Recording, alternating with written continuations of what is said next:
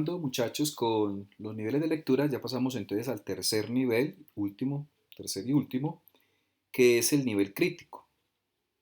Este nivel crítico, muchachos, según el IFEX, se desarrolla mm, en la media vocacional, es decir, en los grados décimo y once. ¿Qué quiere decir esto, muchachos? De que ustedes deben estar desarrollando, tanto a nivel personal como a nivel académico en cada uno de sus colegios, este nivel crítico.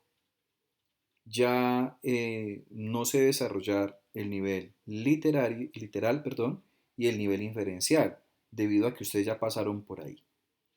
Ese nivel crítico, muchachos, obviamente pues exige mucho mayor análisis, comprensión, ¿cierto?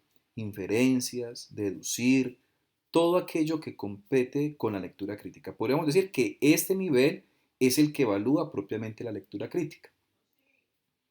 Eh, Se trata de identificar las intenciones del autor. Miren lo importante de eso, muchachos. Las intenciones del autor. ¿Qué intención tiene este autor al haber escrito ese texto? ¿Cierto? Si es un texto argumentativo, si es un texto narrativo, si es un texto expositivo. ¿Sí? El pensamiento que quiere comunicar y las estrategias que usa para lograrlo. Ojo ahí, muchachos, el IFEX pregunta bastante por las estrategias discursivas, ¿sí? Por la reiteración, por las preguntas retóricas, ¿sí? Digamos, por la repetición, bueno, todos digamos, eh, esos elementos recursivos que utiliza el autor para desarrollar su texto.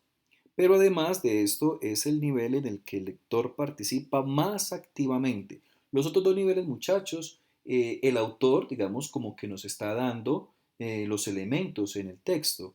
Pero aquí es donde yo ya como lector coloco en análisis, ¿cierto? En comprensión el texto. Le pregunto al autor, lo cuestiono, ¿cierto? Por sus ideas, por sus prejuicios, qué sé yo, ¿cierto? Sus pensamientos. Dice que haciendo la valoración del texto y formando juicios acerca de lo leído. Pero no es un juicio de decir, es que a mí me gustó el texto por tal cosa, o es que no me gustó el texto porque no, no, sino verdaderamente hacer un juicio argumentado en lo que se leyó del texto, ¿cierto? Bueno, muchachos, muy importante también tener en claro esto. ¿Qué busca este nivel crítico? Busca que cada uno de ustedes pueda juzgar el contenido del texto, distinguir un hecho de una opinión, de una mera opinión, muchachos. Recuerden que un argumento es muy distinto a una mera opinión. Captar sentidos explícitos, implícitos. También podemos decir que juzgar la actuación de los personajes si es un texto, por ejemplo, narrativo. Analizar la intención del autor, ¿sí? ¿Qué me quiso decir este autor? ¿Por qué me lo está diciendo? ¿Para qué me lo está diciendo? ¿Cierto? Emitir juicios frente a un comportamiento de alguno de los personajes, ¿sí? Juzgar la estructura también de un texto. Bueno, todo eso lo que busca como eso. Las preguntas, muchachos, que van orientadas hacia este nivel crítico, son preguntas que uno puede captar de la prueba Saber 11 de la siguiente manera. Por ejemplo, el propósito del texto es.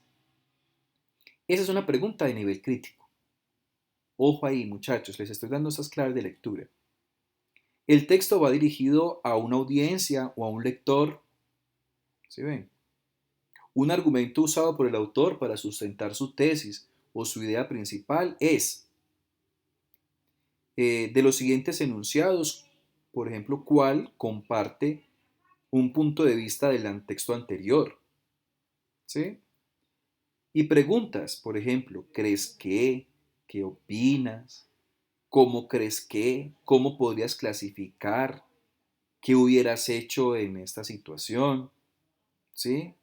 ¿Qué te parece o cómo calificarías la actuación de tal personaje?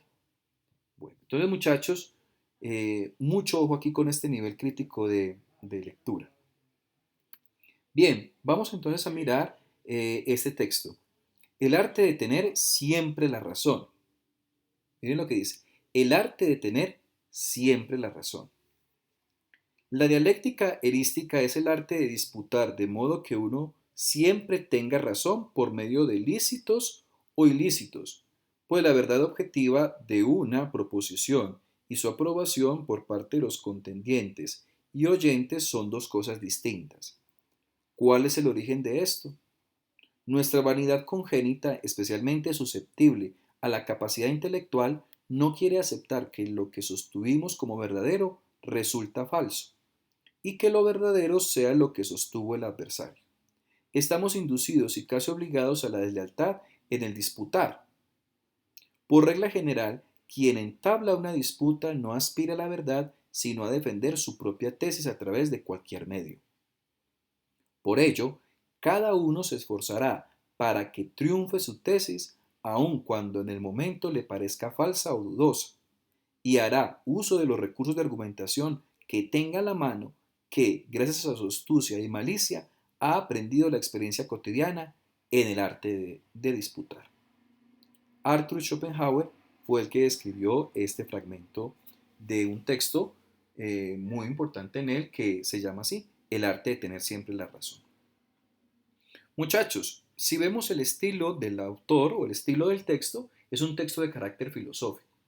Entonces aquí también nos da una clave algo, una clave esto, esta clase, muchachos, que muchos de los textos de este nivel crítico son textos que van a estar relacionados con la filosofía. Textos que el autor, en la mayoría de los casos, son filósofos, o los autores son filósofos. Pero también podemos tener textos argumentativos, una columna de opinión también puede tener este nivel crítico. O un texto narrativo, ¿sí? También puede tener un nivel crítico. Pero en la prueba Saber 11, muchachos, muchos de los textos filosóficos apuntan a este nivel crítico de lectura. Bien, vamos a mirar aquí entonces, muchachos, a grandes rasgos, qué nos quiso decir el texto. El arte de tener siempre la razón. Miren, muchachos, que con el título nos está diciendo algo que es una realidad. Los seres humanos inherentemente tenemos esas ganas de siempre estar por encima del otro, ¿cierto? O siempre tratar de ganar al otro, ganarle al otro, la competencia que existe en nosotros. Eso es inherente en el ser humano. Schopenhauer coloca eso de la competencia o de la disputa en el arte digamos, de argumentar o en el arte de discutir una situación. Mire lo que dice ahí, la dialéctica. La dialéctica, muchachos, es ese arte de la discusión, ¿cierto? De un contrapunteo, de argumentos. Nos dice que es que de disputar de modo que uno siempre tenga razón por medios lícitos, es decir, con argumentos que son sólidos, o ilícitos, que son argumentos completamente inválidos, que lo que buscan es persuadir o convencer al auditorio, como lo hacían los sofistas. Pues la verdad objetiva de una proposición y su aprobación por parte de los contendientes y oyentes son dos cosas distintas, lo que está diciendo Schopenhauer. ¿Sí? Es decir, una cosa es la verdad objetiva de una proposición y otra cosa es la aprobación que haya en lo que me están escuchando. ¿Sí? ¿Cuál es el origen de esto? Miren la pregunta retórica que utiliza Schopenhauer. Dice, nuestra vanidad congénita, es decir, digamos que nuestra disposición genética humana a eso, ¿cierto? A tratar de ganar en el arte de la discusión. Especialmente susceptible a la capacidad intelectual, ¿sí? No quiere aceptar que lo que sostuvimos como verdadero resulta falso, etcétera, etcétera. Mire lo que dice, estamos inducidos, casi obligados a la deslealtad en el disputar. Muchachos, más adelante cuando veamos los tipos de texto, en los textos argumentativos vamos a mirar que muchos de los autores, pues, digamos que utilizan ciertos recursos persuasivos. Algunos utilizan falacias. Una falacia, por ejemplo, ad verecundiam o una falacia ad hominem, que es una falacia ad hominem, muchachos. Por ejemplo, es una falacia que yo ataco no ataco los argumentos de la persona, sino que ataco a la persona en sí misma. ¿Sí? Entonces, Vamos a mirar qué ejemplos y bueno, eso un poquito más adelante lo vamos a ver en otra clase. Bien, vamos a mirar entonces, muchachos, una preguntita estilo IFEX. Dice, Schopenhauer en torno a la disputa expresa su actitud. Miren aquí que me están preguntando, ¿cierto? ¿Cuál es la actitud que tiene Schopenhauer en torno a la disputa? Dice, A, positivista, ya que el objeto de la polémica ha de ser construir nuevos saberes. B, pesimista, porque considera que toda polémica es inútil. C, idealista, puesto que pretende definirla como una sana conversación. D, realista, debido a que comprende la condición humana y desde allí la define. Entonces, miren muchachos, A, positivista, ya que el objeto de la polémica ha de ser construir nuevos saberes. ¿Será que ese arte de la disputa que está expresando Schopenhauer es una actitud positivista? Que el objeto de la polémica ha de ser construir unos nuevos saber. No, miren que él me está diciendo que los seres humanos nos enfrascamos en esas discusiones, ¿cierto? Y que siempre tratamos de buscar el beneficio o el ganar esa discusión. Para nada es positivista. Pesimista porque considera que toda polémica es inútil. No, Schopenhauer nos dice que el arte de discutir va a ayudar a nuestro crecimiento, ¿qué? A nuestro entendimiento, a nuestra capacidad de análisis. ¿Sí? C, idealista, puesto que pretende definirla como una sana conversación. Para nada, porque en el arte de disputar, digamos, de la argumentación, no es una, según como lo que nos está diciendo Schopenhauer, no es una sana conversación. Incluso muchos utilizan argumentos inválidos o ilícitos, como lo dice él, para tratar de ganarla. Y D, realista, debido a que comprende la condición humana y allí la define. Fijémonos que esta respuesta es la más acorde con lo enunciado. ¿Por qué? Porque realista, ¿por qué? Porque Schopenhauer toma desde, ¿cierto? Desde nuestro ser, que somos seres humanos, buscamos siempre tratar de ganar en el arte de la discusión, que es algo inherente en nosotros y que, pues obviamente, desde allí va a definir eso que es la disputa. Fijémonos entonces, muchachos, que el texto nos está hablando es que desde nuestra propia condición humana siempre tratamos de ganar al otro en cuanto a nuestros argumentos, así sean válidos o inválidos. La respuesta correcta entonces es la D.